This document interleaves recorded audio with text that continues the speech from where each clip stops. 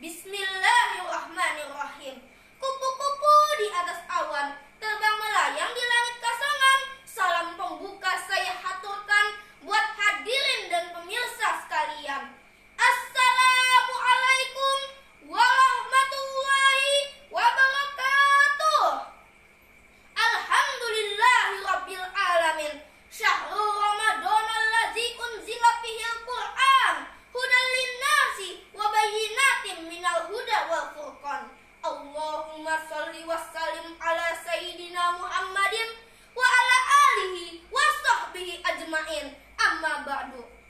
Yang saya hormati Dewan Juri yang arif dan bijaksana, yang insya Allah dimuliakan Allah Subhanahu wa ta'ala. Teman-teman dan pemirsa sekalian yang insya Allah dimuliakan Allah Subhanahu wa ta'ala. Alhamdulillah, bersyukur pada Allah Subhanahu wa ta'ala, kita telah disampaikan pada pertengahan Ramadan, yakni memasuki malam ke-11 di bulan Ramadan. Dan tentu kita sangat berharap, bermohon kepada Allah Subhanahu wa ta'ala, semoga seluruh rangkaian ibadah yang mengiringi kita di tahun ini berkenan diterima dengan penerimaan terbaik, disertai dengan rahmat dan ampunan Allah Subhanahu wa ta'ala. Sholawat beserta salam marilah kita bingkiskan kehariban penghulu alam, insan pilihan, figur panutan, yakni Habibana wa Nabiyana wa Rasulana wa Maulana Muhammad sallallahu alaihi wasallam. Tak lupa kepada keluarganya, sahabatnya, tabi'in tabi'atnya, dan sampai kepada kita selaku umatnya. Hadirin rahimakumullah, di antara kemuliaan yang melekat pada bulan Ramadan adalah kemuliaan yang disertai dengan pengagungan terhadap Al-Quran yang sejatinya diturunkan di bulan Ramadan, yakni yang kita kenal dengan Nuzulul Quran. Ini membawa misi besar yang didesain bukan hanya memberikan pedoman berkehidupan bagi seluruh manusia di muka bumi ini, namun juga saat yang bersamaan bisa mengangkat status hamba lebih dekat, lebih terhormat di hadapan Allah Subhanahu wa ta'ala. Hal ini Allah Subhanahu wa ta'ala rangkai dan tegaskan tentang keistimewaan yang dimaksudkan dalam Quran juz 1 surah Al-Baqarah ayat 185 yang berbunyi, A'udzu billahi minasyaitonir rajim.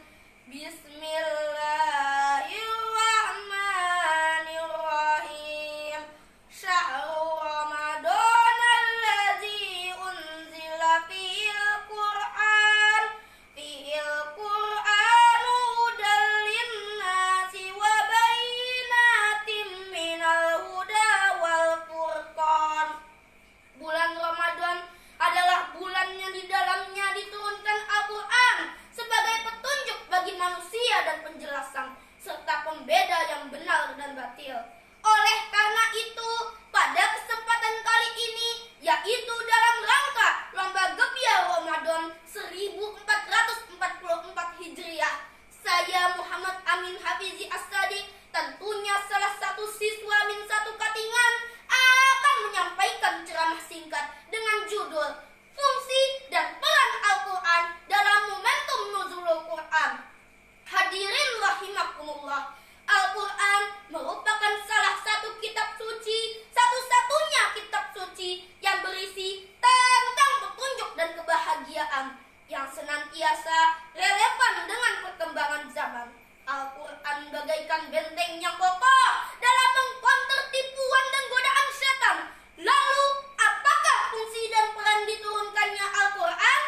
Allah Subhanahu wa ta'ala berfirman dalam Quran juz 11 surah Yunus ayat 57 yang berbunyi, A'udzu billahi minasyaitonir rajim. Bismillahirrahmanirrahim. Ya ayyuhan nasu qad ja'atkum mau'izatum mir rabbikum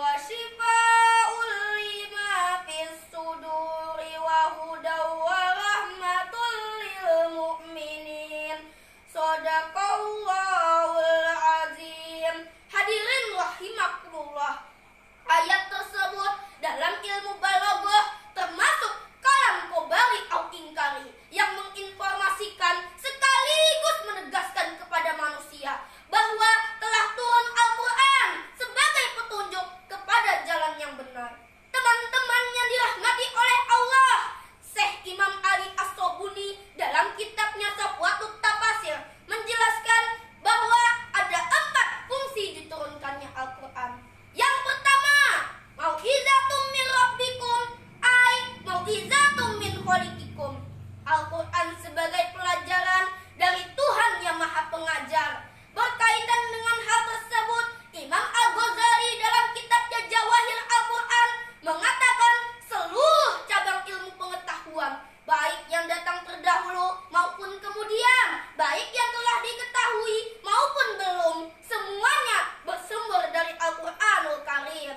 Yang kedua, syifa'ul lima fis suduri ay yasfi ma fiha minal syirki wasyaki wa jahli.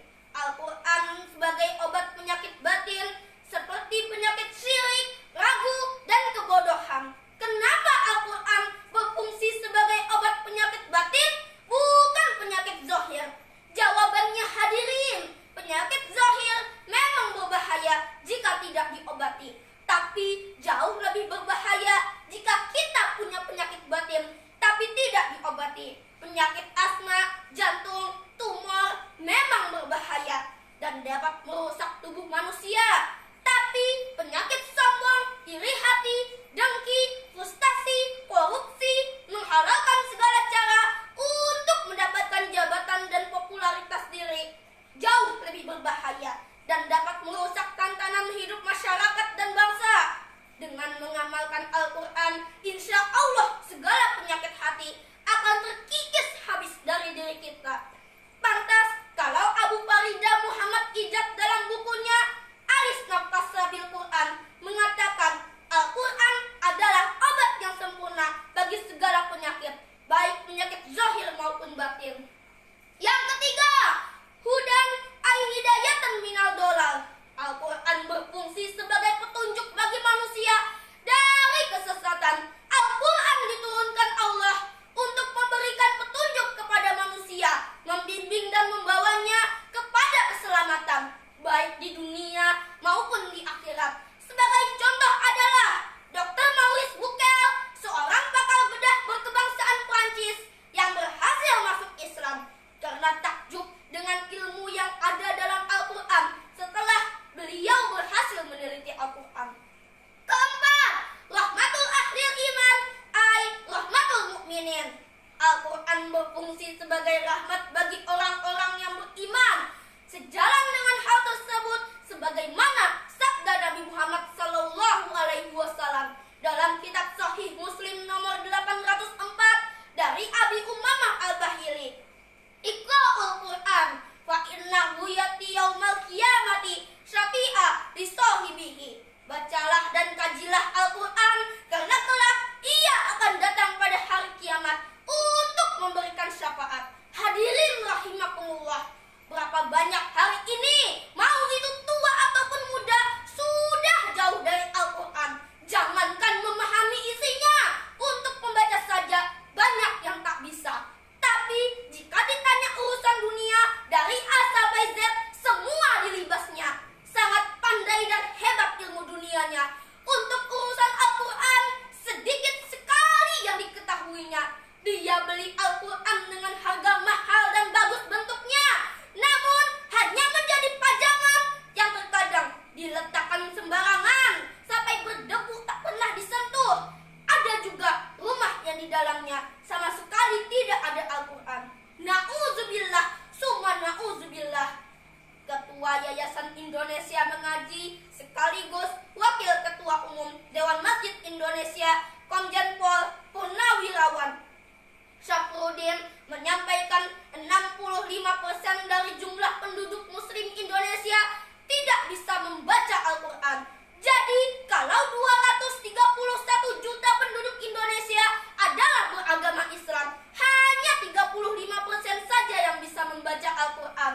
Hal tersebut disampaikan beliau dalam kegiatan Khataman Al-Quran Juz 30